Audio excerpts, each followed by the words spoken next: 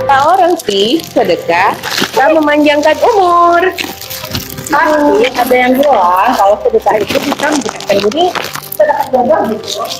Yang jomblo. Iya, ayo kita tebarkan virus kebahagiaan. Yeay. Yang penting kita bahagia dan membahagiakan. Iya. Alhamdulillah. Semoga persiapan takjil kita sukses ya kawan-kawan. Amin.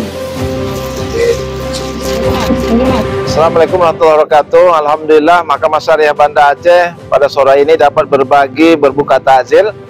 Semoga bukaan ini dapat memberikan manfaat dan barokah bagi yang menerimanya. Sekaligus memberi dan menolak gratifikasi. Mahkamah Syariah Banda Aceh. Yes, yes, yes. Mari belajar untuk memberi dan berani mengatakan tidak untuk gratifikasi.